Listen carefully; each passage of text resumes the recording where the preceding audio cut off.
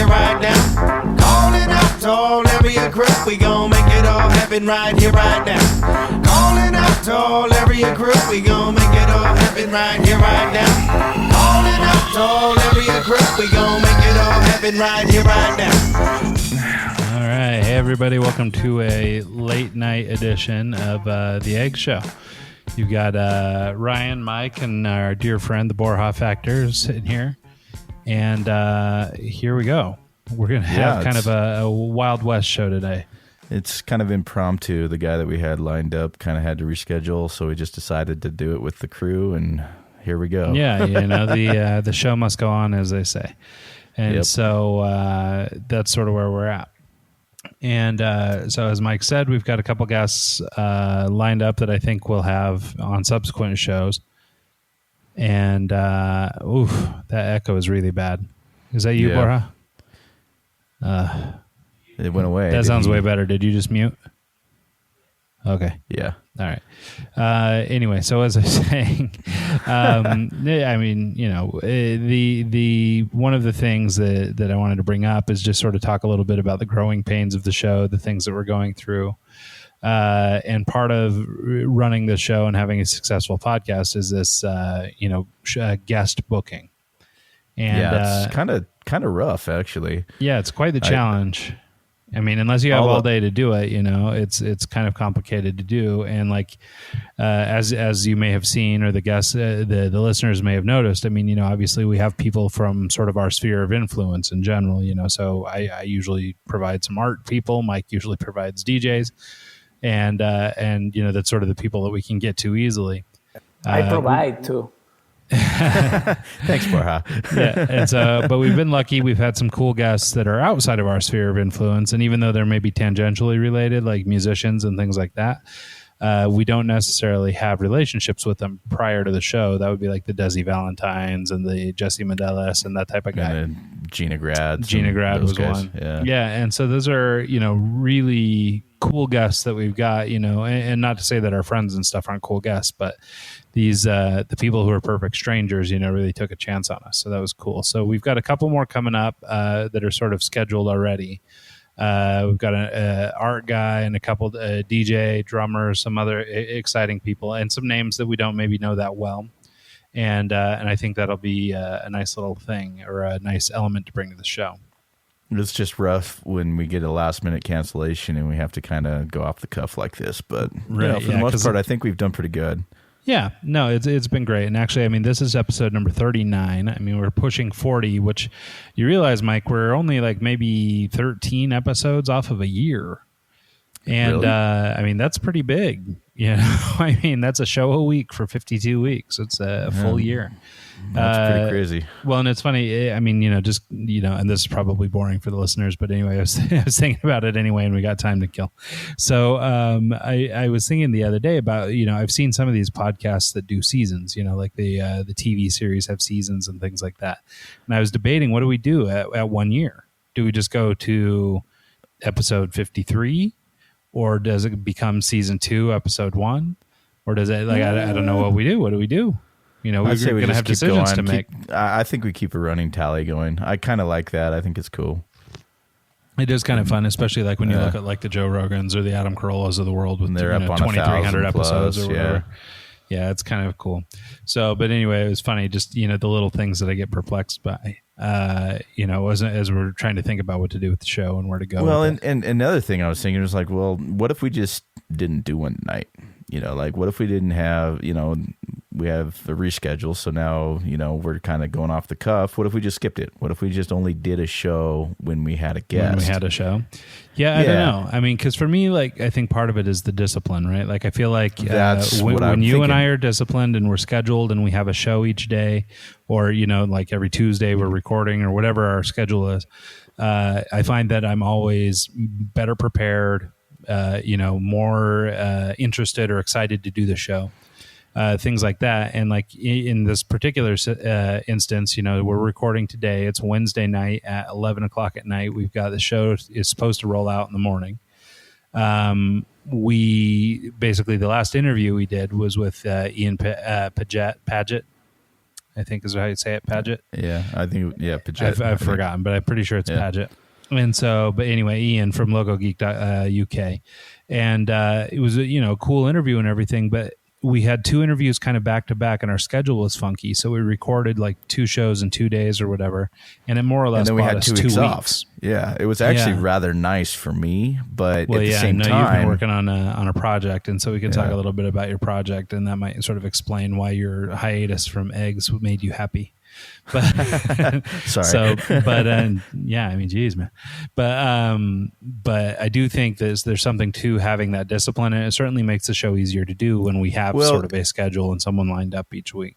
And the thing is too, is the consistency of it, like the having it week by week by week by week. I always plan on it. I always know that it's there, and then all of a sudden we have 2 weeks off, and I'm like, oh shit, it's due. It's like, well, it's something, and we've talked about it on this show before, this idea of personal momentum. And when you're working on projects or whatever, how much easier it is to just keep cranking versus starting and stopping. And I always joke that the way that I work, or like as a designer, the way that I design is sort of like a locomotive, right? It takes me a really long time to get going, but once I'm going, it's like full, whole hog.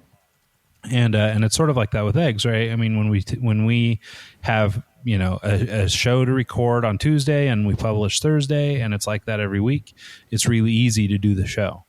But when we stop for 2 weeks, then it takes kind of some effort. I mean, you can see, we've procrastinated, and I'm a large contributor to this procrastination. But all the way down to for you too, as well, a couple hours away. But we're supposed to be airing here in a couple hours. So all that bitching aside, I thought it would be good to let's talk about a couple like timely things, right? We're going to roll out tomorrow, and we could almost be, almost live, in terms of what we're talking about. Pretty much. So, I'm going to bounce it down in about an hour and publish it. So right. Yeah. I'll make the album artwork in the morning, and then we'll push it live. And, so sorry to the folks on Instagram who have been getting a sneak peek of the show a day early the last few weeks, because we've been a little more on the ball, but this week you don't get a sneak preview. I'm sorry. But one of the things I wanted to talk about is I'm going to a concert tomorrow. Oh, really? Or should I say later today? That's how Carolla does it. Is he just time shifts? They record the day ahead, and they talk about it, everything in the current tense. So I'm going to a show today, Thursday, in Salt Lake. Who are you going to see? I'm going to see a chick from Denmark. Her name is, here in the States, everybody I know calls her Mo, but because her name is spelled M-O with a circle through it. But I've been told by somebody from Denmark that it's pronounced more like M, which isn't very exciting. From the club, like the fans club of Mo? No, actually, for the ones who don't know, is Ryan's crush. So hey now. Yeah, maybe he's on some forums or like fans. They just talk about her, Yeah, no, I wish it was that cool, but actually it's even more odd, maybe, because I heard it from a Danish woman, older woman, maybe in her 50s or 60s, in a yoga class, who happened to be from Denmark, and I found out she was from Denmark, and I was like, how do you say Danish? You're hitting on the old Danish chicks at yoga. By pitching young music, hey, you ever heard of this chick, So anyway, so this old lady at yoga told me how to say it, and she pronounced it something like meh. But when people say, hey, who are you going to go see tonight? And I go, oh, I'm going to go see meh.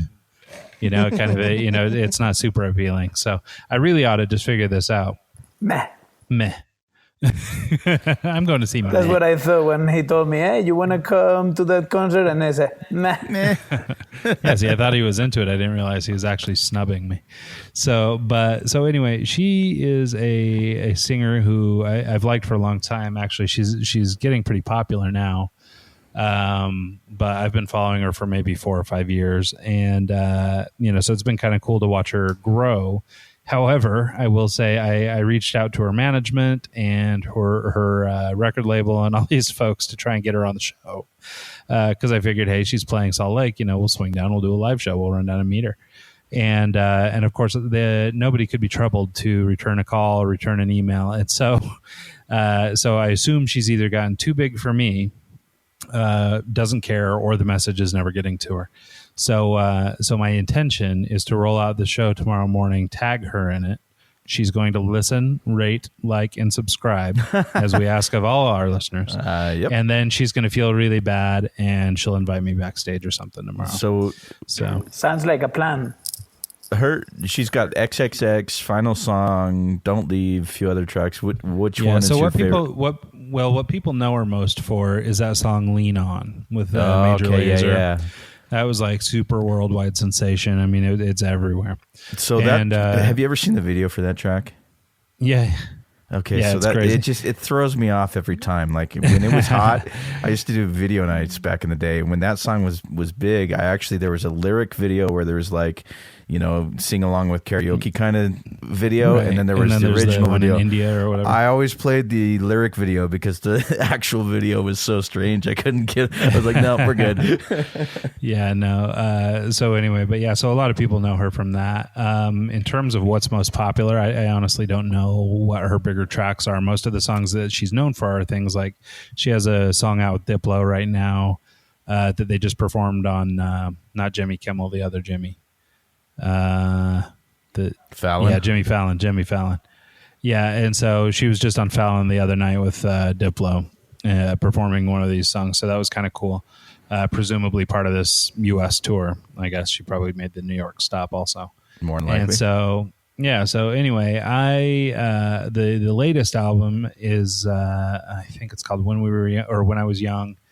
And it's like an EP, 5 or 6 songs, and it's fantastic. I seriously put, I mean, it does sound super, I don't know, it's kind of chick music, but you've always been down to that though. What was that band that was? I'm not too far. Okay, so we went to that show when I worked for the radio station back in the day, and there was this.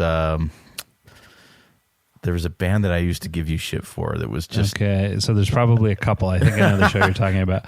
So there was Hello Goodbye. No, I like them. Was sort of one of these emo bands. I think they were on the same show, though. Yeah, it was Hello Goodbye was the headliner. There was Say Anything. The ones I think you're giving me shit about is Poly6. Yes. Which was like the Spice Girls.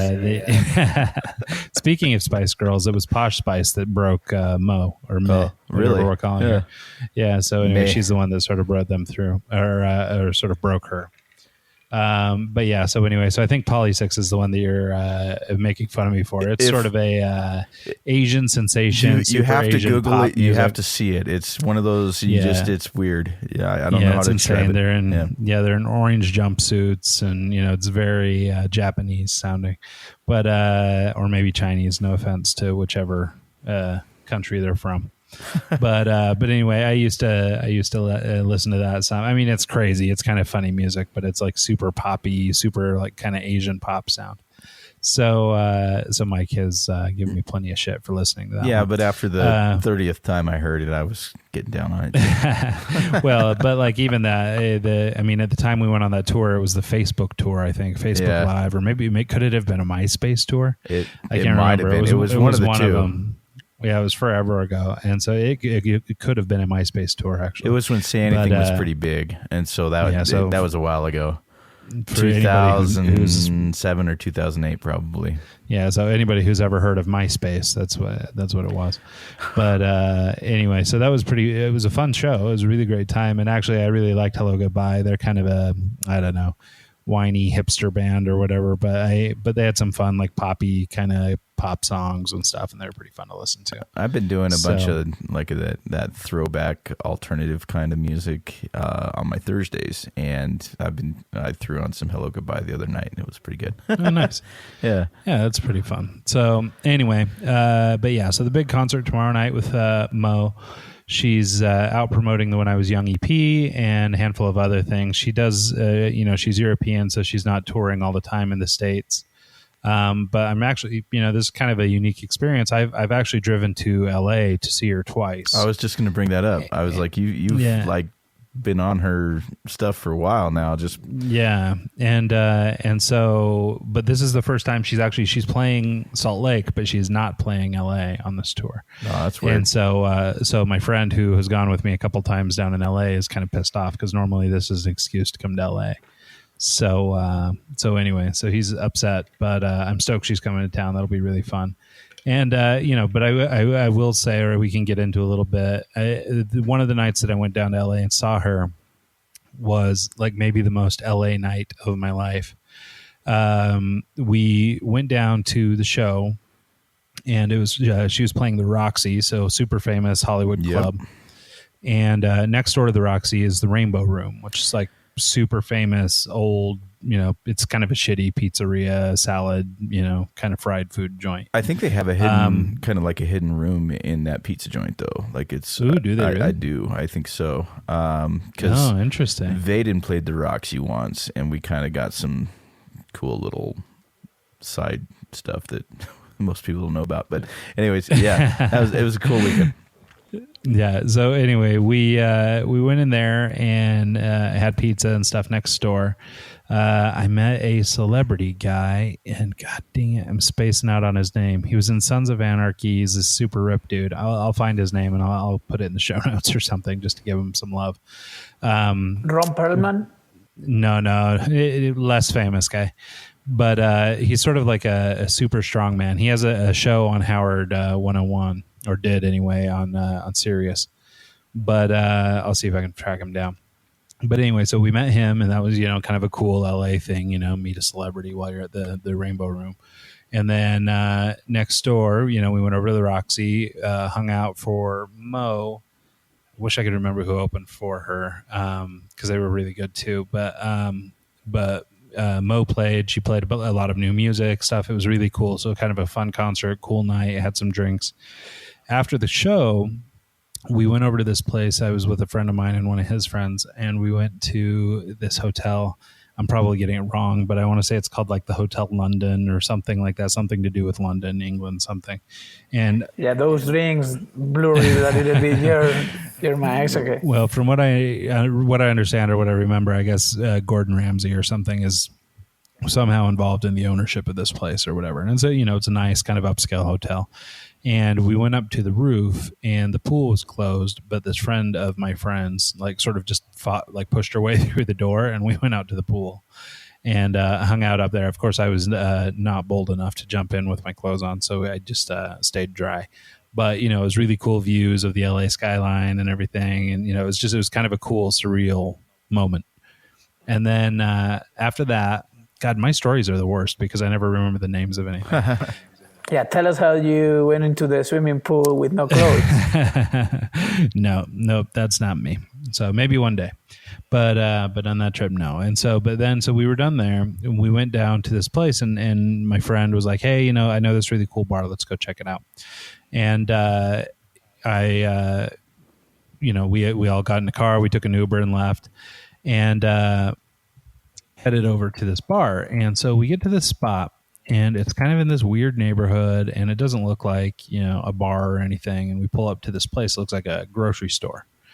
And the guy we were with, he's like, "Oh yeah, this is the place." So we get out of the car, and we, it's kind of, like I said, it's kind of a sketch place, and so we're looking around, and I see just out of the corner of my eye, I see like a McLaren sitting across the road. So it's like $1 million something car, right? So I'm like, okay, so what are we doing? We're like in this weird neighborhood. There's this super fancy car over here. And I sort of just go with him. So we go to the back side of this grocery store place, and there's a guy standing back there. And my friend talks to him for a minute and then just sort of waves over to us. So we go with him, and we go through the back door of this grocery store into, just what appears to be a normal grocery store. I mean, there's people pushing carts and stuff, with food and everything all over the place, and you're kind of dodging these people coming in and out. And the guy who is sort of leading us takes us in and presses a button or two on a candy machine, and the door opens up. And you go inside behind this candy machine, and there's this hidden bar inside the middle of this grocery store. And it's sort of, it's super cool too, because it's kind of like this 80s, 90s punker kind of bar. So it's like a super trendy kind of bar at the now. But they play like all this kind of cool 80s punk kind of stuff. It was a really cool vibe, and the drinks were good and everything like that. And so that sort of just capped off the evening. So it's just like, the perfect, like, most LA evening I could have ever had. Well, kind of on that same note, when Vaden was playing at the Roxy, they played that night, and the night before we went there for the weekend. They were playing on Saturday. I think we showed up like Friday, and so Friday night we went out and kind of just toured the town kind of thing. And one of my favorite memories was doing karaoke with these guys. And we got like the lead singer Vaden, who's like he's got this amazing voice. He's just an awesome dude. He's up there singing like Spice Girls and just killing it. And, it's just one of those, just perfect kind of trips, just an awesome experience. And, I didn't get it into any crazy speakeasies, but it was a fun weekend. So we need to make a trip out there. So it was your friend, the one who was singing the Spice Girls? Yeah, they actually... Yeah, your friend, right? Yeah. Yeah, Mike. Okay. Curtis. You can say it. You can tell us. Yeah, no. I don't think Mike does Spice Girls. Maybe. But they actually did a cover of Toxic by Britney Spears, and that was by far one of the best covers I've ever seen. Like, they killed it. I wish I had it on video because they murdered that shit. It was amazing. I'll have to ask Bruce about that sometime. All right, so this just in, quick little update. So the bar in LA that I'm talking about is called the Break Room 86. And so I highly encourage anybody to check that out. Also, the celebrity that I met at the Rainbow Room, his name is Chuck Zito. And he's like one of these muscle man guys. You'd know him from Sons of Anarchy. He was just one of the gangster biker guys, but he had a... I'm going to Google him now. Yeah. So anyway, so that's, at least some details from yeah. story, Okay. Since I know that guy. Generally don't have kind of looks like Sylvester Stallone. Yeah. So... Yeah, well, and that's why I get him mixed up, right? Because he just looks like one of these muscle guys. I was thinking he was the dude that was the original Hulk, but it's not him. so anyway, but so that's coming up tonight in Future Vision at the Depot in Salt Lake City. We're going to catch Mo, and next week we'll give you a little bit of an update. Hopefully, she will give me a sympathy press pass or backstage pass or whatever. Or just after she hears the show, or at a minimum, restraining order. Is the Borhoff actor going with you? No. So the Borhoff actor decided he was too cool for the Mo show, and then after I pitched it to him, when I first pitched it to him, he hadn't heard anything by her, and he was like, I'm okay. And then I played the new album to death, and my niece also played the album to death in his presence. And I think he was willing to sign off, and he could speak for himself, but I think he was able to sign off that she was good, and he liked her just fine. But I think he was still okay with not going. So. Yeah, and then I discovered that this is the Chicken Lean On. So now I know it's a big deal, and I thought it was just another singer that Ryan likes. Well, yeah. So now Borhoff actor's out of luck. So here's the deal, Borhoff. I have a meeting tomorrow. Anyway. When you can find the artist and they're not the big artist, and you find them early and then they become the big artist, that's when it's cool. Like if he's inviting you to his, hey, you got to check this person out, and then in 4 years they're huge. That's when you want to check them out. It's when they're young. Yeah. Well, and unfortunately with Mo, we sort of missed the window. When she was young and little, we didn't have eggs, so I had no real reason to ping her. However, now I wish I had made pals. So earlier. when I was in Phoenix, I just I wanted to get out of the house kind of thing. There was this music venue that I would go to occasionally. I can't even remember the name of it. It was in a strip mall, and it was just this. It was a cool venue, but it wasn't like that. Tell me it was Neckbeards. No, but I forgot about that place. That was always my favorite name for a club in Phoenix. Neckbeards, and then there was Real Bar and a few other ones. But anyways, I went to this venue. It was like on an off night, like on a Thursday, and this looked like the band that was getting ready to go on. It looked like a 14-year-old boy was getting on stage and getting ready to start just singing. And when they started playing, it just blew my mind. It was a girl. She was like 30, and the way her hair was and the way she looked, it didn't. I wasn't sure. It was a 50-50 chance boy girl kind of thing, right? And it was LP. And if you, they had this song. It was called Wasted. It was one of those surreal moments where it was like, this is fucking amazing, best show I've seen in a long time, unexpected, off night, Thursday night kind of deal, and they killed it. I went to the bathroom, was taking a piss, their set ended, the drummer came running in, puked in the toilet, and I'm like, what the hell's going on? He's like, dude, I do this after every show, I just get nervous, it's the way it is what it is. Last, 8 months ago, I'm sitting here watching a late night show. It was like Jimmy Fallon or one of those kind of shows. They just released an album, and here's LP. And I'm like, what the hell? Like, I listened to this chick like for 10 years now. This is amazing. And she's now on, a late night show promoting her next album. And it's stuff like that. It's stories like that. It's just like, you just can't.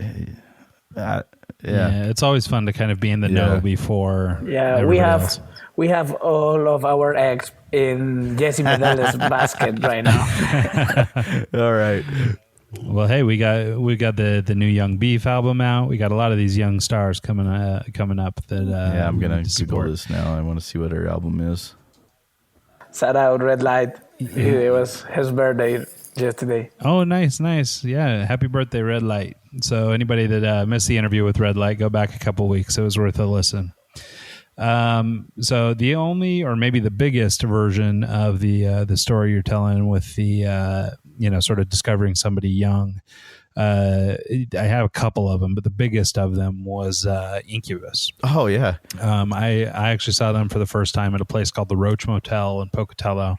They played for maybe 40 or 50 people, maybe. Wow. And, a lot of us were just folks that went to that club all the time, went to that little venue, that music venue all the time. I've heard stories about that venue, like just unbelievable artists. The guy that had it. Yeah, the guy that had it, and I might be screwing up his name, but I think his name's Mike Getch. He had some affiliation with some big record labels and things like that, and he always liked music, and so he always brought great bands through little old Pocatello. And, I saw a lot of good ones with him. Another one of those bands I saw really early was Static X. They got kind of big for a while. And, but God, I saw 100 other great bands. Did you also see Linkin Park at one point when they were tiny? Well, that's what's funny. Yeah, my story about Linkin Park is, and actually they might be as big or bigger than Incubus. I don't know. Maybe they're the bigger one. When I met those guys, I was on tour with Cottonmouth Kings, and they were opening for us, which was kind of an interesting experience. And so, because at the time, they're nobody really, up and coming anyway. And I remember it was such a surreal thing because we did this show down here, or this tour with them. And after the show in Salt Lake, I think it was either around or near the end of the tour, I don't know, maybe in June or July or something like that. By like the next summer, Linkin Park was like the biggest band in the world. They dropped that Hybrid Theory album. They just went nuts, and all of a sudden they were the biggest band in the world. And it's funny because just 6 months before, 8 months before, whatever, I had been out front of the venue, Club Deviate in Salt Lake, cruising around on the Razor scooters. I swear there's a Deviate in every major city in the U.S. Yeah, right. I think it's one of those names that's not super clever, so people run with it. But so I think it's a common one. But anyway, so that was cool. The other opener on that tour was a band called Rehab. Yeah, they're still big. Varying degrees of success. They're still around. They got that. I think they're kind of more of a DJ thing. They got that song Bartender, I think, right? Yeah, that song is like a giant hit, and they had rolled that out on the first album way back when we played with them. But they like sort of rolled that out, but it used to be more of like an acoustic type song. And then now I think, I've at least heard remixes of it that are a little different. It's a little more, it's still kind of, I guess, low key, but it's, obviously been remixed. It's different from the original. And so, but they're great. And actually, that old first album theirs, I can't remember what it was called, but it is really good. Those guys were great back then too. So, so super cool. The LP, the album that I saw them when they were touring, they were promoting the album Suburban Sprawl and Alcohol. So check that out. It was one of my favorites for a while. It's kind of, you would like it. It's poppy. It's down your aisle. It's chick music. Yeah. No, and speaking of that, did I mention I get to see Mo? Oh yeah, what do you know? And her new EP when I was young. So anyway, so shifting gears a little bit, we've got a big milestone coming up in a young Borja Factor's life. He is going to sunny Las Vegas for the first time. Oh, really? And we were talking about it a little bit this morning, and he actually thought it might be a good subject for the show to talk a little bit about Vegas. Both you and I have been there a million times. Let's see if we can offer the man maybe some travel tips, how to sort of do Vegas, what to do, what not to do. And I thought you might have some perspectives on it, Mike. Yeah, Mike, tell me where is the place where I have to go to make it rain? To make it rain? it depends. Now, to make it rain, he is taking his girlfriend, so we'll see how into the rain she is. But to be honest with you, she's gonna be at the hotel at 11, and then I can go outside. So here's the deal: every time I go to Vegas, I'm not the guy to go with. I go and I just kind of walk around and see the shows and do the touristy shit. I'm not like I go to clubs every day of my life, and so when I'm in Vegas, the last thing I want to do is go to I went with 4 other DJs, and all of us didn't want to go to a show. we didn't go to a single club. We went out and one of them went gambling, and one of us my honest opinion, if you're going to Vegas, just don't wear dress shoes the first night you go out. There's a lot of walking. Just wear something comfortable and go, and if you see something fun, go do it. Yeah, for anybody who knows Borja, we know he has no dress shoes. Well, I made that mistake once. The very first time I went, I'm going to dress up. I'm going to have a good time, and trying to look good and all that, and walked all the way down the strip.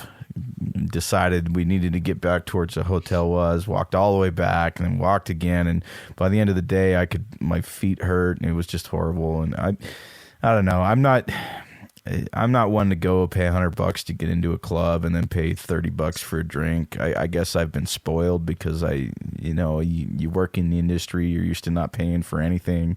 And then when you have to pay to get in and have to pay to get a drink and have to do all this, it's just too much work. So I mean, I don't know. So I was telling Borja, I've done, I don't know, just about most of the things I guess there is to do down there. I mean, I've done, the nightclubs and stuff. We saw Armin van Buuren and Tiesto. I guess, it's been 2 years ago now. I went down with a couple friends, and that was really cool. But to your point about just the cost of entry and the cost of drinks, I think it costs about $75 or something for the ticket to go to Armin van Buuren, who, by the way, is fantastic. So if you ever have a chance to go see him because the only thing I could think of that would be fun would be getting in there just to see the light show and the production of everything, because it's and that was the thing. And so I'll say that they're both Dutch DJs, so I'm pretty partial to them. They're the DJs of my people. Okay. But Van Buuren, so we got there, before he played, and there was like a little opener deal, and then he came out and he played so long that we actually bailed out before he finished. But the thing I would say about him, first of all, the club he's in is Omnia over at Caesars, and Omnia is just off the chain. It's insane cool. The roof is like a giant transformer. It's like coming out and flipping around, and there's smoke and stuff everywhere. It's a blast. But the thing I would say about his show that I think I liked the most was he as a person, Armin van Buuren as a person, is his excitement or the fun he's having is super contagious, because he just looks like he's having a ball. Like he's just up on top of the rack, and he's hooting and hollering and screaming at the crowd and having fun, and he's a full blown performer. Awesome. He's a great DJ, but amazing performer also. And downside to the Omnia gin and tonic is $28, just so you're aware. And so don't feel obligated to tip. At least not in my mind. $28 for one drink. I'm not tipping anything. Yeah, that is the tip. And the thing is, though, back in the day, you'd go to Vegas and you'd get there and you'd pay $10. You get a full-on buffet with steak and lobster. Now you go there, you're paying $8 for a freaking what do I drink at Starbucks? It just iced coffee. Caramel just a basic iced coffee was $8 at Starbucks in one of the casinos. Yeah. And to me, it's like, good God, you're paying to get down there. You're doing all that. Like, I don't consider me cheap or whatever, but I just, it just seems like a waste. I'm looking for a hotel right now. That's the thing I'm worried about right now. Well, because the thing there are too many options, and I don't know. Ryan says that I can find a room easily and for a good price, but I don't know. Every hotel in there looks so cool. There is the Venetian, the Caesars, the Luxor, the Space Needle one. Those are cool, but maybe too expensive. I don't know. Well, see, DJ Cut would be the guy to talk to about this, because he goes all the time. He knows everything, the ins and outs, everything. But the thing is you want to get middle strip. You don't want to be on one end or the other, because then you got a long walk wherever you want to go. So if you get in the middle and you're around everything, then it's a quick walk to wherever you want to get to. So yeah, well, and I was telling him too that like the way that I always travel when I'm going down there, because I'll drive down to LA a lot, and sometimes I'll stop in Vegas for the night just to break up the drive. And I will usually just book my room on the way into town. I always use Priceline. Shout out Priceline, hashtag Priceline. They've got they have a name your own price tool that works pretty darn well in Vegas. It works good in like LA, New York, places where there's a lot of options. As long as there's not like every time big festival going on. Yeah, it gets tricky with conventions and things like that. And they just had AVN last week or 2 weeks ago. They had CES. There's shows all year in Vegas, so it is a little bit tricky to dodge them. But still, basically the way this Priceline thing works is you're just basically bidding for remaining rooms. You're just buying whatever stock is left. And so I will sort of just stop at like an exit just north of Vegas and book my room on the way into town. And it's never not worked, and I've always got another pretty good thing rates. To take into consideration is the Strip is the premium spot. Everyone's there. Everyone's trying to be on the Strip. But if you don't mind jumping on a bus and going to Old Town, you can get a lot of the same stuff for about half the price. I have friends that just swear by Old Town. That's where they go. You can get the same kind of good food. It's, not the new, latest, greatest everything, but it's cheaper. Well, and actually they have renovated the shit out of downtown too, or out of the Old Town. And so a lot of it has been reworked and redone. And I've heard it's actually a pretty cool place to hang. I haven't been back to Vegas in a couple of years anyway. And so I don't know what's up now, but it used to be, the last time I was there, it was popping down there. Well, so they have that. Really nice. I guess that. Yeah, the roof in Old Town, because it's a long strip, and the roof has like a video screen on it, and so it's kind of unique and cool in and of itself. So it's just a cool area. But what I've heard is it's just about a third the price. So if you don't mind being not on the Strip and go to Old Town, you can save some money. Yeah, the thing you're talking about is called the Fremont Street Experience. And yeah, it's just an enormous video screen that runs for maybe 2 blocks or 3 blocks. And it's a shopping area. There's casinos and hotels and bars and stuff all through there. And it's a really cool spot to check out. I actually heard there's a zip lining thing too. Oh, really? And I don't know how that works. I guess it's up under the canopy somewhere. But anyway, it's pretty slick and a really cool thing to see. And for Borja, since it's his first time, it would probably be worth checking out. Yeah, the plan, we are not going to party there. We are just going to hang around, see everything, take some pictures, maybe go to a shop and do get married dressed in Elvis and Marilyn. Get married by Elvis. Dude. All right, so Is that legal? What, to get married in Vegas? Yeah. That's like the thing. How Just do legal it. is that? Yeah. How That's like the serious thing. is that? No, yeah, it's legit. I don't know if it works for Spaniards though, because you guys wouldn't have birth certificates here. I don't know. I've been to a wedding in Vegas. I was dating this chick in Seattle for a little while, and she was like, "Hey, it was your wedding?" No. Her sister or her cousin or someone was getting married, and they got married in one of the little churches on the Strip, kind of like, you know, pay $100 and you can get married and, you know, stream it on YouTube kind of thing. But she wanted me to DJ the reception at this house at her cousin. It was a house in LA, and she wanted me to fly down and DJ this thing. And for one, I don't have gear in LA. I didn't know anyone at the time. And for two, we'd been dating for like 2 months, and it wasn't anything special. So why the hell would I want to go and DJ your cousin's wedding? Like, it was just a shit show. And I was going to say, in those first couple months of dating are supposed to be the couple months that you actually want to impress her, I think. So well, by that time I was over it. I was over it at that time, and that trip sealed the deal. We were done. You don't fart in front of her, those kind of things. Well, right. Let's just say it was a bad trip, and it kind of ended everything. So yeah, but they got married in a little church off the Strip, and it was, you know, everything we expected. The little white that's exactly wedding what chapel. it was. And you walk in, and it was 10 minutes, and you're done, and you're married, and woohoo, you're in Vegas. Go have fun. That's awesome. Well, yeah. So for the big Borja Eldo wedding in March, you'll have to come out and you can DJ her I'll cousin's. tell you what, bar mitzvah. You can see the wedding on YouTube apparently. Yeah. Oh, nice live So- stream. Do live eggs from the little wedding chapel. All I know is it was a shit show, and I'll never do that again. So Yeah, that sucks. So, but anyway, so I guess in terms of other things to check out in Vegas, I mean, you know, a lot of people go for the gambling. Me and my wife gave up the gambling piece years ago because we were dreadful at it.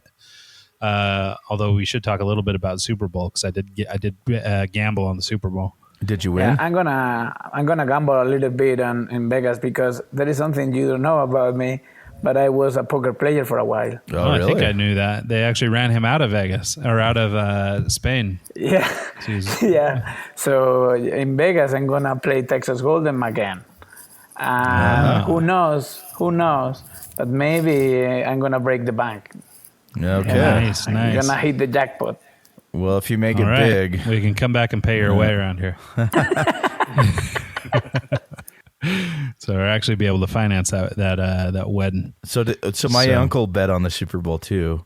He had been making some wagers with one of his coworkers over the season, and his coworker owed him $150, and for just over the course of the season on stuff that they had been betting on. And so for the Super Bowl, he bet him double or nothing that the Patriots would win. And so he ended up losing $150 over the Super Bowl. But yeah, That's awesome. I don't know. What are your thoughts on that? Well, so first of all, I mean, it was a pretty incredible game. I think, I think most people were pretty surprised. I think everyone was probably relatively happy for the Eagles. I was. Nice to see Tom Brady not win for once. Well, I just But hate the at the Patriots same in general. time, yeah. Like, for example, since I hate the Patriots too, even if I don't follow American football because I'm from Spain, but I hate them so much that for me the headline would have been something like the Patriots blew a 33-32 lead. Something like, 1 point lead, but they blew it. You know? It's true, and so it's a pretty cool game. So I put in a bet. I listened to Adam Carolla's show, not to give him love every episode, but I had listened to his show, and he's got a guy on his show, a guy named RJ Bell, that comes on and does football picks and stuff like that. And I actually wish I'd have gotten involved earlier in the year because he ended up winning the majority of the games or the majority of the bets. And so it would have been, pretty good little moneymaker over the last, over the season. However, I did finally decide to, I should give credit where credit's due. My wife said, "Hey, why don't you put some money on the Super Bowl?" Because we didn't really have a dog in the fight. Our dog is the Chargers, and it never goes anywhere. Who did you bet on? Yeah. She's always right. So here's how this. You lost some money. I placed. Well, so I placed two bets, $200 bets. First bet was for basically a bet that the Eagles would win the first quarter. Did they? And so that was the first bet, and they did. And so okay, that bet was worth. I put in $100, and I won about $75 off that. The second bet, because I was hedging, was that the Patriots would win the whole kit and caboodle, but obviously they were the favorite, so that didn't pay out as well. So it would have been a $40 win. However, I lost the 100 on that. So the good news is I bet $200. I wound up with $176 or something. So you lost $30. So I got to gamble on it, but I only ended up out $30. So it wasn't too bad, and it was kind of fun. It gave us something to root for and give a shit in the game, and so that was kind of cool. So that was pretty fun. But first time ever gambling on football, that was pretty fun. And shout out to the online gambling company that Carolla has on his show, because that was the only one I knew. So that's where I went. So anyway, that was a lot of fun. The game was so good that nobody. I mean, I know that Justin Timberlake is receiving some criticism after his performance, but the game was so good that it's not such a big deal, right? The halftime show. Well, maybe next time with the Justin Timberlake stuff, we'll have less football and more show, right? Right. Well, so see, I think that's the thing, right? I think you're hitting on the formula, right? So the last few years, especially, in the Patriots Bowls, I guess we can't speak for the one with the Falcons last year because that was out of control. Seemed like a runaway game, and then the Pats came back from like 30 down to win it.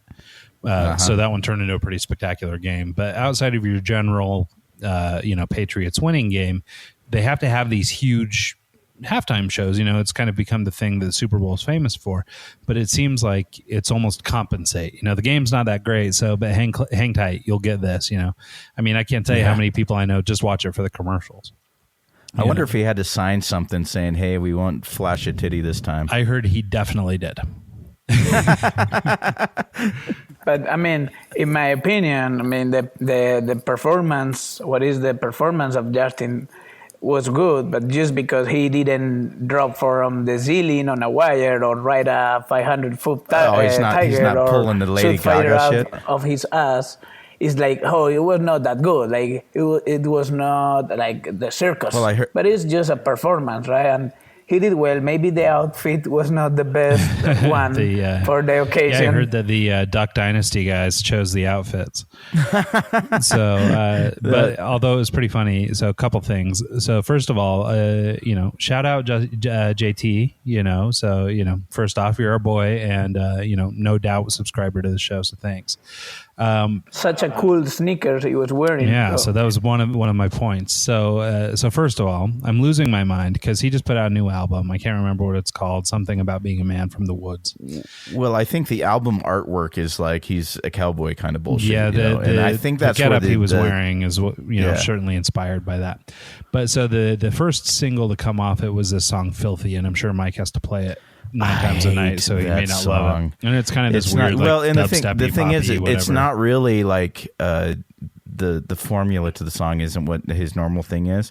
And every time I play it, it's not like it's the 1 or 2 people that follow him that like that song. That it's got to be hard to mix in, because that was the first thing I noticed when I heard it, is that it's kind of like non-traditional. Like the way it sounds is weird. It's got a weird flow. Yeah. It's got kind of, it's unique.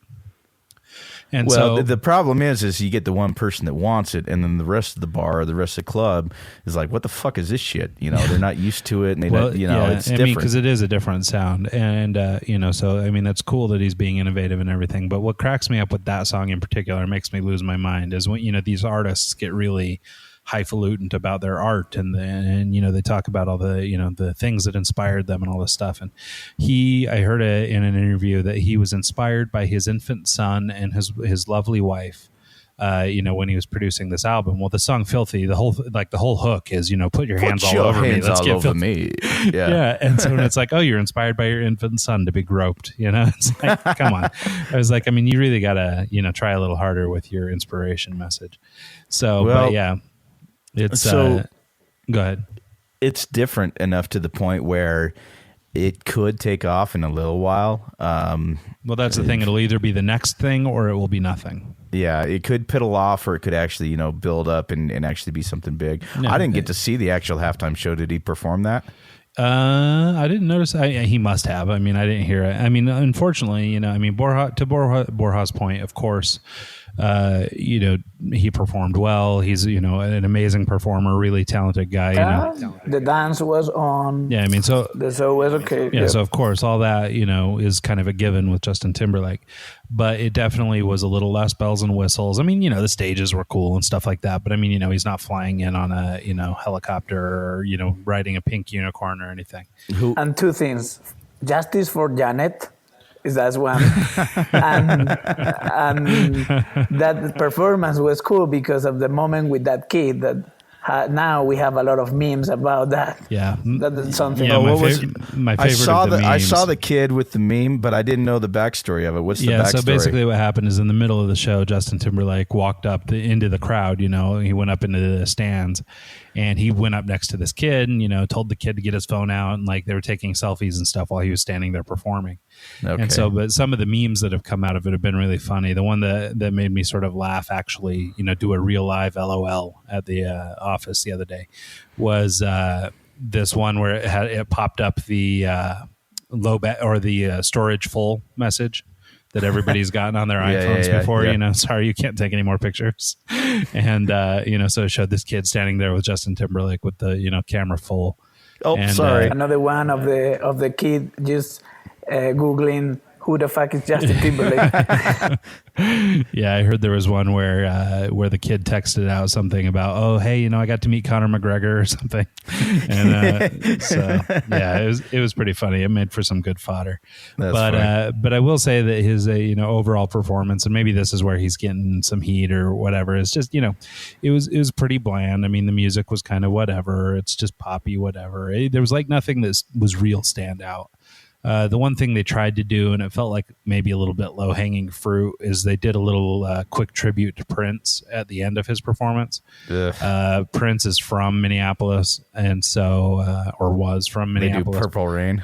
No, they played something else, I think. I don't know. I kind of tuned it out. But they, projected this big picture of Prince and all this stuff, and it's like, I don't know. I mean, fine to pay the guy tribute, but I feel like it was a little bit of a stretch, and Prince just did the Super Bowl a few years ago, and it was infinitely better than this. So it was kind of like, could have gone without it. So anyway. Yeah, but the game was so good that we don't care about the performance of the halftime, or we don't even remember the commercials either. Yeah, I honestly, we had a few people over, so we didn't do a lot of watching of commercials.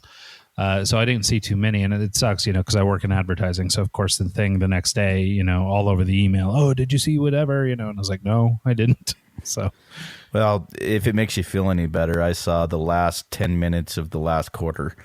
The only reason I saw that is because I walked into my parents' house when my dad was watching. I was like, "Oh, hey, Super Bowl! What's going on?" Super Bowl. Yeah. Oh, so well then I guess no party in Idaho at the DJ Ontic Ranch. Nah, when the Seahawks are out, I pretty much tune out. So. Well, and see, that would be my mentality, but with the Chargers, I'd just be permanently tuned out. So, I got to watch a little bit of football, although now it's kind of that weird, crazy time. And, I guess I'm getting excited because it's almost MLS time for the Major League Soccer to come back. And we're season ticket holders for Real Salt Lake. And so I'm really excited for that. Because the season starts like March 10th or something. We're a month away. Nice. So, and the even though I'm not the biggest NBA guy ever, the Utah Jazz are like blowing up right now. They're like playing better than they've ever played, and all of a sudden they're getting all this attention. So they won tonight again. Yeah. So Tuesday night. So 7 wins in a row. Yeah, which is big for them. Give them a week, and then they'll have 7 losses in a row. Yeah. Well, yeah, no joke. And so anyway, so we'll see what happens with that. But, it's cool when the team's winning and everybody's, kind of excited about it and stuff. And the Jazz just rolled out this new jersey combination and repainted the whole floor and everything and made this Isn't whole it like new yellow rollout. Or something? It's like a different color. It's supposed to be sort of the colors of Utah. So it's like kind of a gradient from red to yellow or whatever. And it's, but it's like blocks of color. And then they've taken and repainted the floor of the stadium reds and deep reds and oranges and stuff. And it's really pretty cool. Huh. And so kind of cool. I mean, it's, I don't care that much. I mean, I've been in Utah a few years now, but it's like, I don't know, I'm not that partial. So I don't really care that much about the Utah Pride piece, but it is really cool. And I will be running out and getting a jersey for the boys. I would get one, but I never wear them. So. To me, that's the whole reason they did it, because they know that they've got enough of the purple and the normal colors. So, hey, let's change it up and we can sell some more jerseys. Yeah, huge merch opportunity. Yeah. Well, and we've got our youngest, Lucas, his birthday's on Valentine's Day, and there's a Jazz game that night. And so that was his big ask, was to go to the Jazz game. So I'm going to run out, and he's sleeping in the other room. So it's probably safe to say. So I'm going to run out and get him a jersey with his name on it and everything. And so he'll have that for the game night.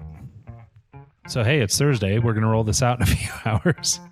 So I guess, let's wind this thing down. I think I can hear in my own voice that I'm starting to peter out.